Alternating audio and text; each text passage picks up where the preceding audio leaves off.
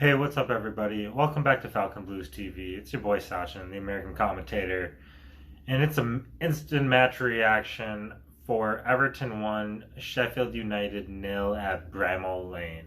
And I just want to say I am very surprised and impressed at the result because before the match, I told the people I was watching with that I expected 2-0 to Sheffield, given that they're pushing for Europe, and we've just shite the bed the last couple of matches, and especially after I saw the lineup, I wasn't very confident. Seeing that Gylfi got back into the squad over Gordon, and then it just looked like the same lineup that has been thrown out there during this run of bad matches. So I wasn't too optimistic, other than the fact that Branthwaite was handed his first PL debut. So congrats to him, and he performed admirably. But just going, by the team news, I was a little disappointed, but I'm glad I say that now because Don Carlo obviously knows way more about me because straight from the jump, Richie wasn't the second striker. It was he was the left mid, and Gylfi was playing. It was almost a 4-1-4-1, which is different than the 4-4-2 with Richie Dom and then no midfield, or we go for a compact midfield and we get burnt on the wings. So I think the move to drop Richie back to his left mid, left wing position where we saw him a lot last year was a tactical masterclass because first off, it allowed him to get more touches earlier in the match because we have our best link up on that left side with Luka Dean, and you saw it with Ant Gordon and who else. It kind of doesn't matter because Luka Dean's that good, but when you have Richarlison, who in my opinion is our best player, with Luka Dean, like you could see straight from the jump, he got his touches right away. He wasn't really chasing the ball in the match as he tends to do if we don't give him the service in the first 15 minutes, and he gets angry and is prone to a bad foul. But no, instead, he was in a good position to receive the ball early, get some touches, build confidence, and then on the other flip side of it, that us Blues know about is his defensive work rate. That he can provide a shift there and is our best defensive forward or winger by far. So I thought that was a really, really, really smart move by Carlo. And with the team news, Sheffield didn't expect that because I didn't expect that. And then that little subtle changes, it proved to be the ultimate difference because Sheffield, and credit to Sheffield, they're a pretty solid team, newly promoted side and all that. They had a few chances, but I think we definitely had the better chances. But let's get into it now after the lineup. So what a midfield performance! I have to say that the only shite midfielder was Davies, and even then he wasn't that bad. He put a few tackles in, but Gomez, wow, he was. I wouldn't give a man of the match. I would give it to Branthwaite, but Gomez was, or even Keno, but Gomez was immense. We finally saw the quality that we've been missing since the restart, and I'm going to give him the benefit of the doubt. I gave him the benefit of the doubt, and I stopped chirping so hard after the last match. But I think that a midfield three really suits Gomez well. You saw his ball to Dom where he won the tackle on the right touch line.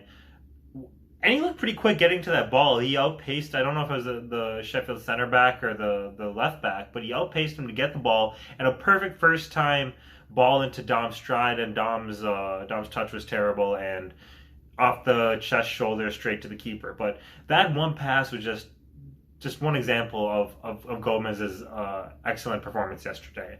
He was pinging the ball like we're accustomed to, making the right passes, dictating the tempo. Didn't give the ball away, and so I do think that was due to a midfield three almost, because we had Davies, playing a little deeper, Gylfi playing almost as a pseudo number 10, false 9. I don't really want to get too specific because it was a fluid change yesterday, and then with Richie and Theo on the outside mids or wings or however fluid we were, you really saw the defensive support, because in the prior matches we've been getting just killed in the midfield. But Theo, we know he's a very solid defensive winger. We know Richie can do his job, and I think that really freed up Gomez to shine. And in the first half we saw that. And other than a few Sheffield chances, I'd say that we were pretty good. We deserved a goal in that first half. Dom had a few chances. Really poor Dom. I think he needs to work on some things in the off season, but But he was the only player, in my opinion, him and Davies, that were poor. But Dom was absolutely terrible. But that first half performance was really solid in the sense that we were away from home and we didn't give up a goal.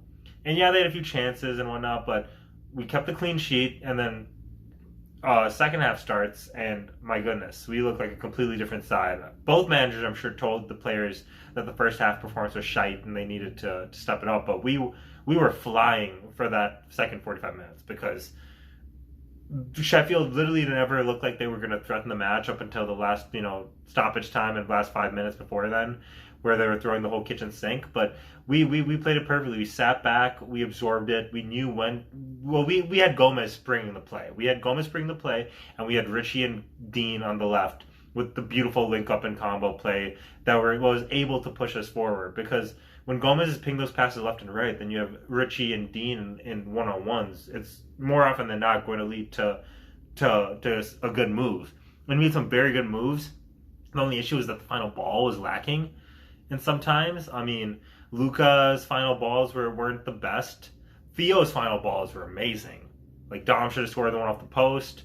There was another one where it was a perfect move. It was, I think, Sidibe to Gylfi back heel to Dom first time, lay off into Theo's path, and then Theo just squares it across, and Richie was just, a step or two behind the play, and no one was getting onto the end of it. But those open play chances are what I want to see, because I know that we've become kind of a set piece merchant team, which I'm a complete fan of. I love nicking goals on set pieces. Makes me just as happy as I get mad when we give up a set piece, because it's cheap. But you need those cheap goals, and you need that well drilled mentality to be able to nick one.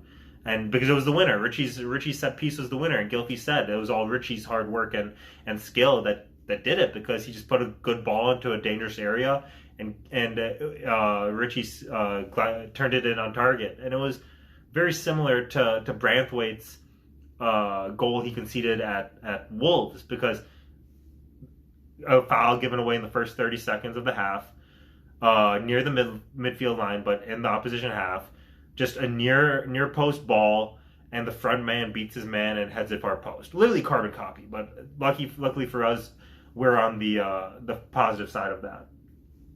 But I did think it was more positive in the open play chances we created, and we may not show in the stats because Sheffield dominated possession and whatnot. They did have some chances at the end, but I would say they were half chances.